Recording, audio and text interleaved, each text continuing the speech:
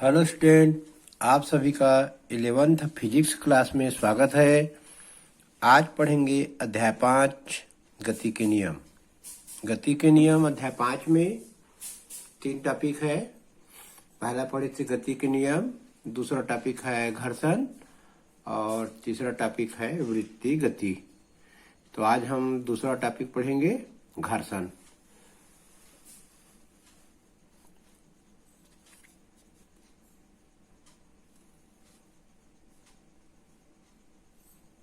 तो चलिए पढ़ते हैं घर्षण किसे कहते हैं। घर्षण जो है एक प्रकार का गति विरोधी बल है। दैनिक जीवन में हम देखते हैं कि एक गेंद को फर्श पर लुढ़काया जाता है। दैनिक जीवन में हम देखते हैं कि एक गेंद को फर्श पर लुढ़काया जाता है तो गेंद कुछ दूरी चलने के बाद रुक जाती है, ये हम सभी जानते हैं। इसी प्रकार जब चलती कार के इंजन को बंद कर दिया जाता है तो कार कुछ दूरी तय करके रुक जाती है। लेकिन हम ये जानते हैं कि न्यूटन की गति के प्रथम नियम अनुसार गेंद और कार को उसी वेग से उसी दिशा में चलते रहना चाहिए था। न्यूटन की गति का पहला नियम कहता है कि जो वस्तु स्थिर है स्थिर रहेगी, गतिशील है गतिशील रहेगी जब तक उस पर कोई बाह्य बल न लगाया जाए। जबकि हम इस प्रकरण में देखते हैं गेंद और कार में, तो गेंद कुछ दूरी चलने के बाद रुक जाती है, कार के इंजन को बंद करते हैं तो वह भी रुक जाती है। लेकिन न्यूटन की गति के अनुसार उसको चलते रहना चाहिए, किंतु ऐसा नहीं होता। इसका कारण यह है कि जब गेंद फर्श पर लुढ़कती है, जब गेंद फर्श पर लुढ़कती है या कार सड़क पर चलती है तो गति की विपरीत दिशा में एक मंदक बल कार्य करता है। इस विरोधी बल को घर्षण बल या केवल घर्षण कहते हैं।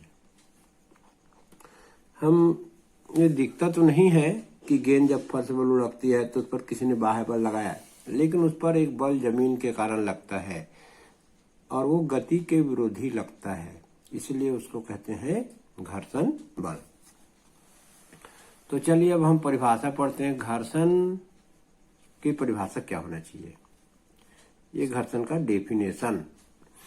जब एक वस्तु दूसरी वस्तु पर चलती है या चलने का प्रयास करती है या उनके संपर्क तलों के मध्य एक बल कार्य करने लगता है जो उनके मध्य सापेक्ष गति का विरोध करता है, इस गति विरोधी बल को घर्षण बल कहते हैं या केवल इसे घर्षण कहते हैं।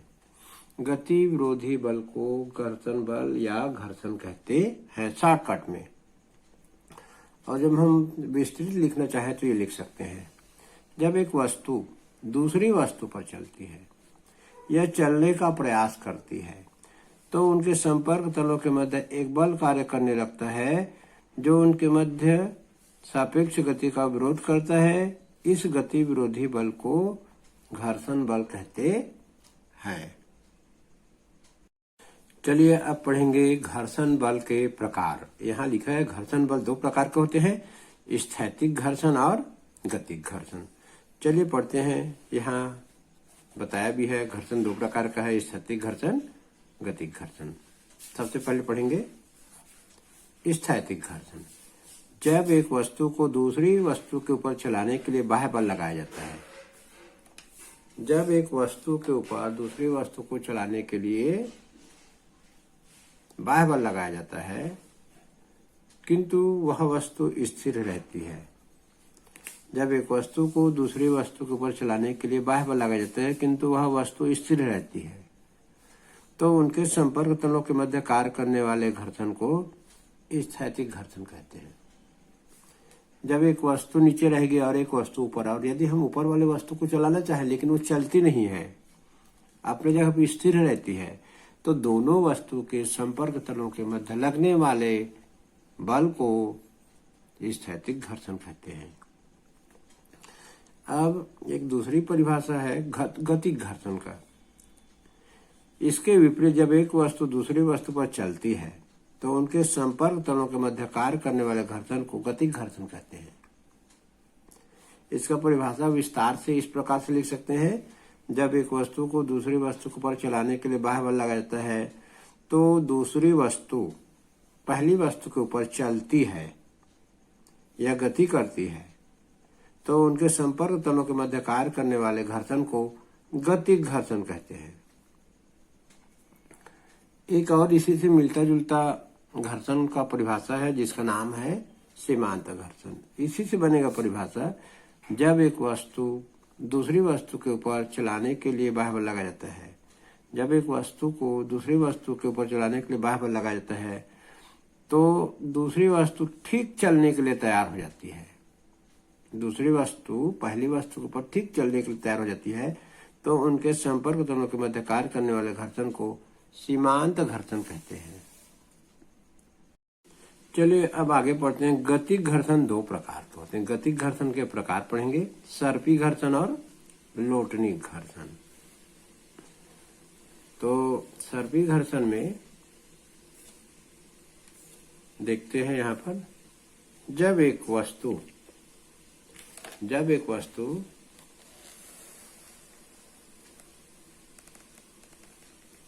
दूसरी वस्तु के ऊपर फिसलती है। सर्पी घर्षण में लिखा है, जब एक वस्तु दूसरी वस्तु के ऊपर फिसलती है तो उनके संपर्क तलों के मध्य कार्य करने वाले घर्षण को सर्पी घर्षण कहते हैं।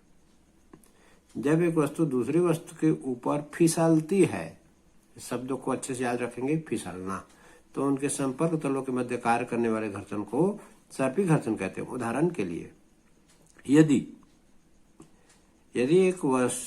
एक पुस्तक को मेज के ऊपर खिसकाया जाए तो दोनों के संपर्क तलों के मध्य कार्य करने वाले घर्षण सर्पी घर्षण होता है। पुस्तक को मेज पर चलाने के लिए एक सर्पी घर्षण बल से अधिक बल की आवश्यकता होती है। एक बार फिर से पढ़ दूं। सर्पी घर्षण, जब एक वस्तु दूसरी वस्तु के ऊपर फिसलती है। जब एक वस्तु दूसरी वस्तु के ऊपर फिसलती है तो उनके संपर्क तलों के मध्य कार्य करने वाले घर्षण को सर्पी घर्षण कहते हैं। अब गतिक घर्षण का दूसरा प्रकार है लोटनिक घर्षण। जब एक वस्तु दूसरी वस्तु पर लुढ़कती है तो उनके संपर्क तलों के बीच कार्य करने वाले घर्षण को लोटनिक घर्षण कहते हैं। सर्पी घर्षण में हम उदाहरण लिए थे एक मेज और एक पुस्तक का। लोटनिक घर्षण में उदाहरण लेंगे गेंद और फर्श।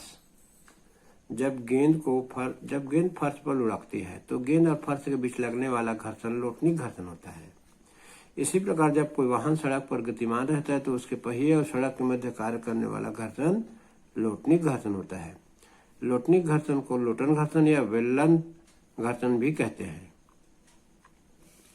एक बार फिर से सुना दूं आपको। लोटनिक घर्षण, जब एक वस्तु दूसरी वस्तु पर लुढ़कती है, इसको याद रखना, लुढ़कना, तो उनके संपर्क तलों के बीच कार्य करने वाले घर्षण को लोटनिक घर्षण कहते हैं। अब हम दोनों में अंतर देखेंगे, लोटनिक घर्षण और सर्पी घर्षण में अंतर।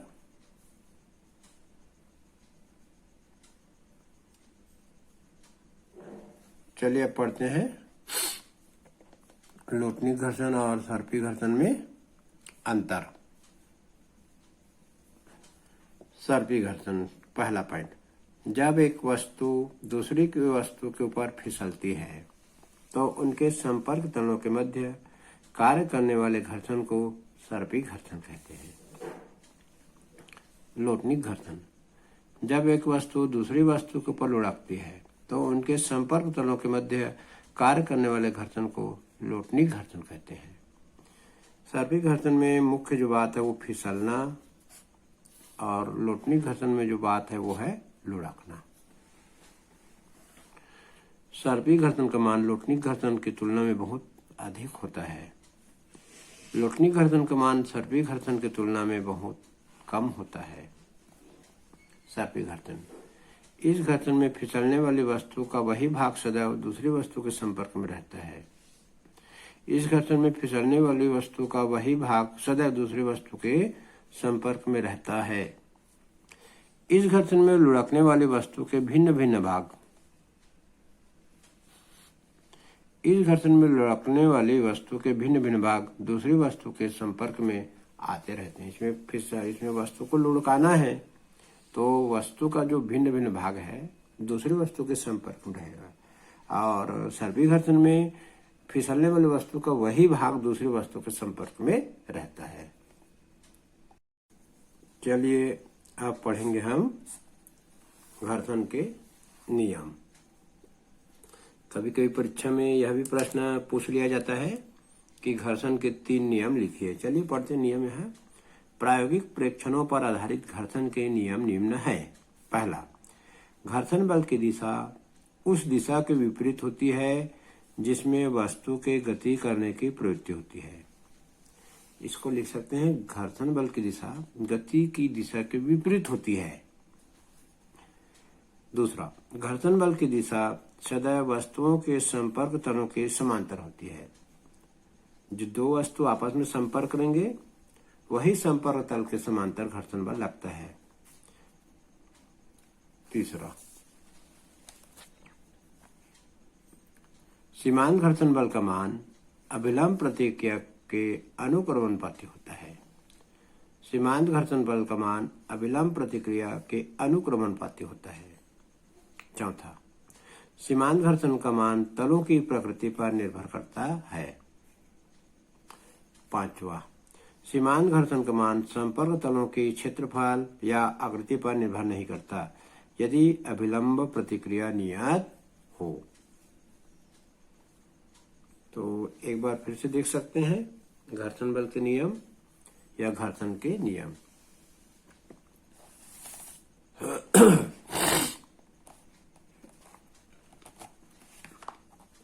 घर्षण बल की दिशा उस दिशा के विपरीत होती है जिसमें वस्तु के गति करने की प्रवृत्ति होती है। घर्षण बल की दिशा गति विरोधी होती है। घर्षण बल की दिशा दूसरा, घर्षण बल की दिशा सदैव वस्तुओं के संपर्क तलों के समांतर होती है।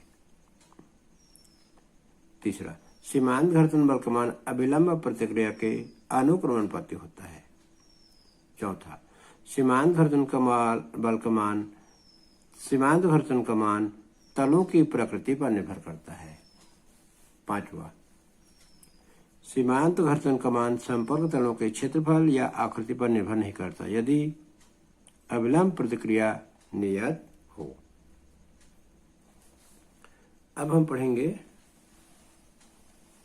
स्थैतिक घर्षण गुणांक। घर्षण गुणांक भी 2 प्रकार का दिखाया गया है, स्थैतिक घर्षण गुणांक और गतिक घर्षण। एक ही पढ़ेंगे हम स्थैतिक घर्षण गुणांक।